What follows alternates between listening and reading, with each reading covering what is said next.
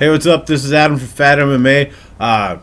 Really want to just send an apology for not being able to record last week.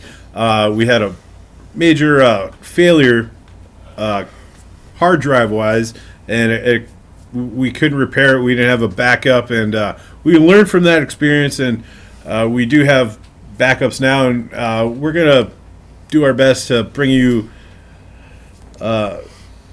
MMA related material as best we can. We're still up and coming, and we're having fun doing this, and tonight we're talking about UFC 184. It's gonna be a great card. It's live Saturday night, Los Angeles at the Staples Center. Main event, Ronda Rousey versus Zingano for the women's bantamweight title. We're just going to talk about the main card. Starting off with the first fight, we got Tony Ferguson against Gleison Tebow. I'm going to start it off. I'm going to say this is a great fight for the lightweight division. Both fighters are on win streaks. Tebow 3, Ferguson 4.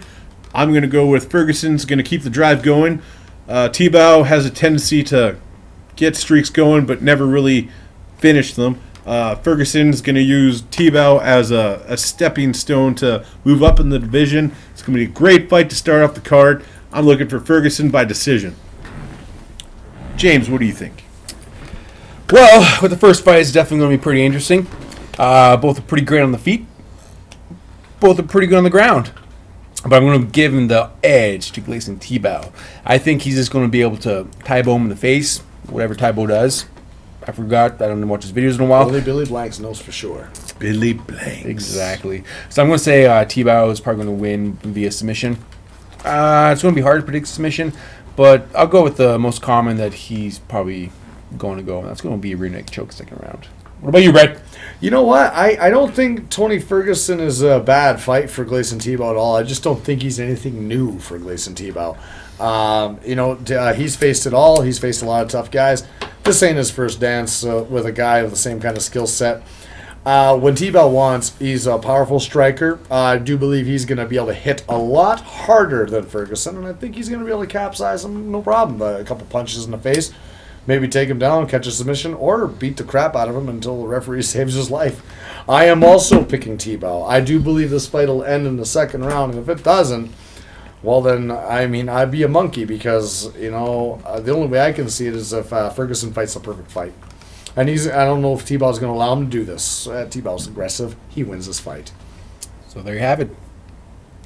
Moving on to our next fight. It's in the welterweight division. We got Ellenberger versus Richard Walsh.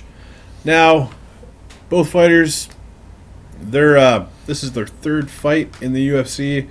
If I'm not mistaken, both are 1-1. This one is really a stepping stone for either guy, or like a step up. And I think Allen's got this one. He's gonna win. He's gonna win, if not in tremendous fashion in the first two rounds. He's going to win by dominant decision. I'm picking Ellenberger to win the fight. Well, I'm going to have to go against you. Melon Farmer. Yes, PG-13.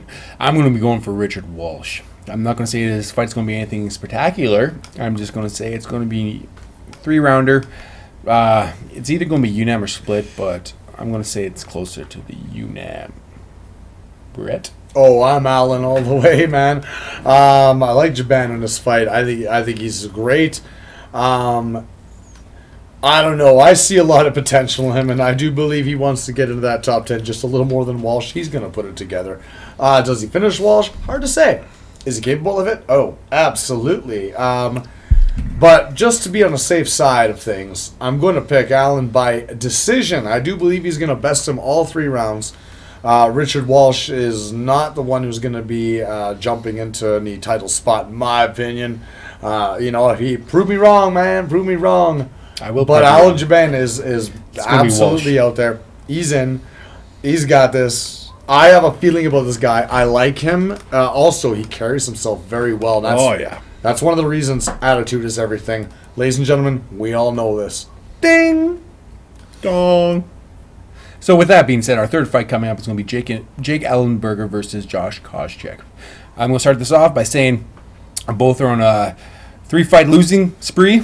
Not something to gloat about, and the loser of this is probably going to be kicked out of UFC. That's just kind of my hunch feeling.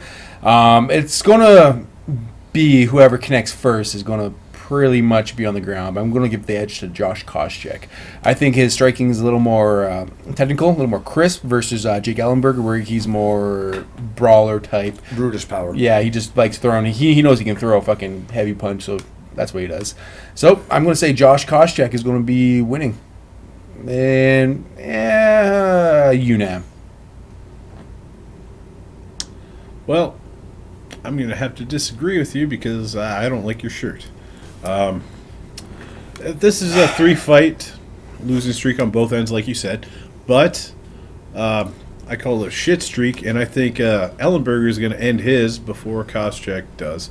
As much as I like Some brown lipstick. Josh Koscheck, he has he's been around quite a bit, and it's just somebody else's time. Ellenberger, he's been in some tough fights, Koscheck as well, but at the end of the day, Ellenberger, he's got a lot more to fight for, and I think he's going to step up and prove what he's worth in the UFC, and whether he gets into a title fight eventually is yet to be determined, but he's going to be a gatekeeper right now. Koscheck's going to go down in the Hall of Fame. He brought us all that love or hate, whether you hated him or loved him in the Ultimate Fighter first season. But I'm going to go with Ellenberger by just catching him by a punch somewhere in a struggle or in a flurry, and Koscheck probably won't even be kicked out of the UFC if he loses. So, Ellenberger, yes. Koscheck, no. Brad, what are your findings on this? Couldn't agree with the statement Adam just made. I can see Koscheck hanging in, or even if he loses this fight. But I'll be honest with you. I think, I'm going to have to go with James on this one. I do believe that Jake Ellenberger is going to allow himself to be picked apart by Koscheck's pinpoint striking, maybe not as powerful as his own. Koscheck's going to set up a takedown, and it will come into a battle of wills. Ellenberger, I don't know. I'm really hoping he proves me wrong. He doesn't look like he wants it anymore. And I know Koscheck, he does. It's just you got to look at the game that they both faced, and Koscheck was at one time contender for that title. He's been in there. Ellenberger is going to have a bad fight again. And Josh Koscheck's going to be, him. He's the greatest villain in the world. He'd be loving it the whole time.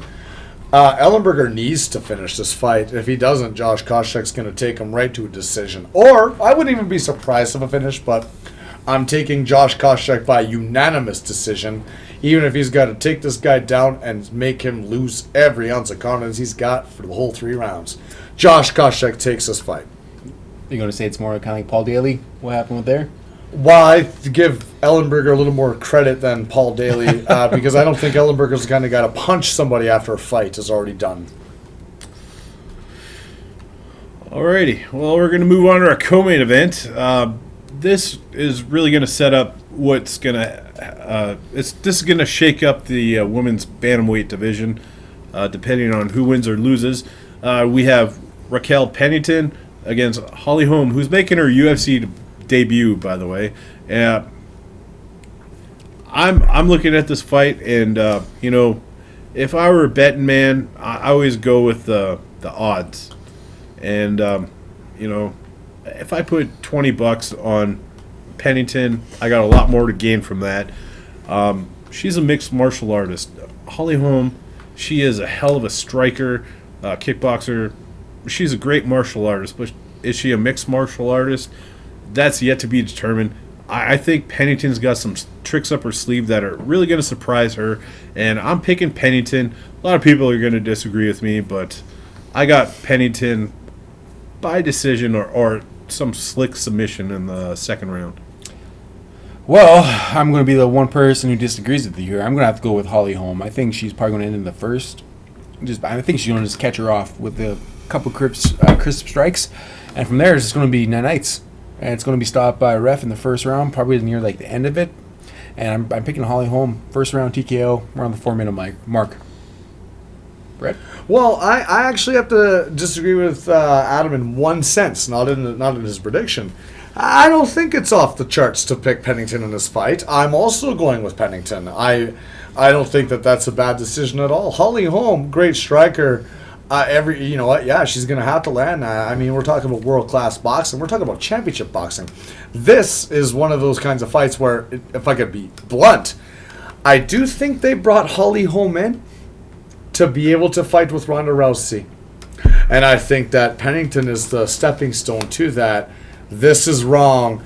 Pennington is gonna fight her butt off this whole fight. Holly Holm is about to enter the UFC. I'm going for an upset, which really, in my opinion, shouldn't be an upset. I think Pennington is going to take Holly Holm out with standard MMA techniques. A little bit of kicking, peppering, takedowns, roughing up. Holly Holm, you're not ready for this. Prove me wrong. Go for that round 1 knockout, but if you don't, I'm expecting Pennington to break her will and beat her inside of the first or second round. By TKO or submission, but I'm leaning more towards laying on top and pounding the crap out of her, you know? So there Holly Holm going down. Holly Holm's my Holmes. It's 1 versus 2. That's what the odds bar has for this. And you know what? She's going to prove you both wrong, and I'm just going to sit there at the end of the night. Moving on to our main event, and during this main event, we're going to have a special guest just kind of eke in and out of the screen to try to throw us off or not. Of course, we're talking about the women's bantamweight title fight between Ronda Rousey and Cat Zingano. Both women are undefeated.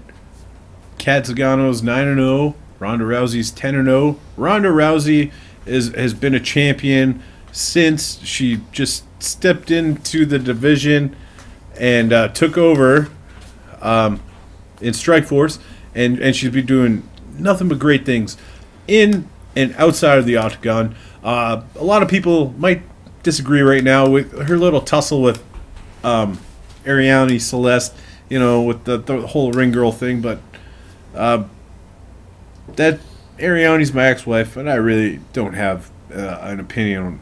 I don't really care about what her opinion is right now. We're in court settling. If you don't believe me, look on Facebook. I'm not going to tell you what my last name is. You got to figure that shit out for yourself. But I'll say this: it's going to be one of them fights to remember. This really, aside from the very first women's title fight in the UFC, this one's going to set the standard for fights years to come in the women's division. I say Ronda Rousey wins it early in the fight, maybe second round TKO, or goes in a war with Zingano, because she's got a lot of heart. This is going to be a 5-round women's war that you'll never forget. It's going to be in the top 10 of greatest fights of all time in the UFC, including the men. This is one of those fights that you'll never forget. Well, I really much can't disagree with you. I'm also riding the implications are immense. Yes, or the rowdy train. But I'm going to say Ronda's going to be winning this fight. Third round TKO. It's going to be, the first round is going to be a whole lot of feeling out. It's going to be probably pretty boring. Second round, going to start opening up. Third round, she's just going to fucking dominate. And by dominate, it's going to be in an ending fashion. So I'm going Ronda Rousey, third round TKO. All right. Well, down to me, huh? Oh, well, yeah. I agree All with right. I agree with both of my hosts here, but I disagree with one statement made. Will there be a feeling out process? Oh God, no! Ronda Rousey's gonna come out to destroy. Cat Zingano needs to be ready for this onslaught. Ronda Rousey is absolutely on another level. I watched the countdown. Cat Zingano was like totally a Rocky Balboa story. It's beautiful to watch, but Ronda Rousey's on an entirely new level. Striking. Jiu-jitsu, just overall takedowns, judo. She keeps getting better and better and better. Can Zingano best her? Anybody can be beaten on any given day, but Ronda Rousey is just something else. And as much as I'd love to see Zingano take this fight, I'd love to see it. because she's been waiting for it, and she would be a great champion. Ronda Rousey is absolutely, she's crazy. She's nuts. And I love her. And I do think that no matter what female it is fighting her, it just ain't the right time. I don't think Zingano is going to make a 5-round war, even though that'd be awesome to see. I have to agree with James. I think this fight's going to be stopped. I think Ronda Rousey is going to stop this fight. Maybe not even round 3. But if it goes that far, I'll be very surprised. But Ronda Rousey's going to beat her, TKO, knockout, armbar, name it. She's already showing she can do it all. She's not just all about arm bars anymore, ladies and gentlemen. And if you've been watching, then you know what I'm talking about. I have something that she can armbar. But anyways, so what's our next fight, Brett? The main event. The real main event, obviously. The big main event. The big M. We are looking at Diego Lima. I know it's probably Lima. I just like saying Lima. Makes me happy. But he's taking on the Terminator himself, Mr. Tim Dirty Bird Means. Timmy Means! Shouting out Mr. Means. You become something of a celebrity in my home and my parties. Now, here's the thing. I'm going to give my prediction not right on the level. This shouldn't even take me more than 10 seconds. I mean, what can Diego do here? He's going up against Tim Means. I mean, it's as simple. If He-Man and Skeletor teamed up, it still wouldn't be enough to take Tim Means out of his game. No, I agree with you, Brett.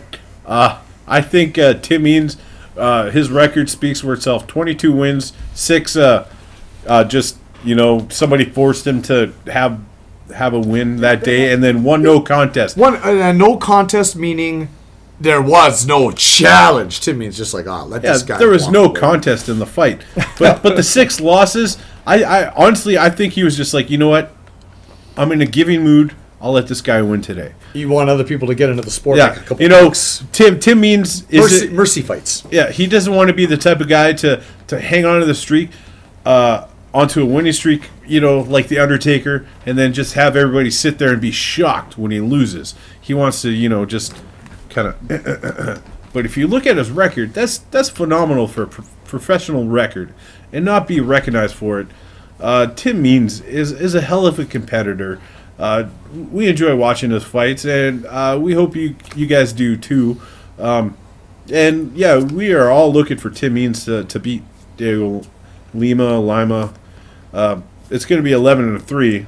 They're not going to post it up on the screen and everybody be shocked like the Undertaker losing his streak. But Tim Means business. It doesn't matter who you throw against Tim Means. Well, these guys are speaking for my decision, but I got to actually tell you my real decision here. I don't like this look, yeah, so I'm going Tim Means all the way. Decision. I'm scared, but yeah. Smart man.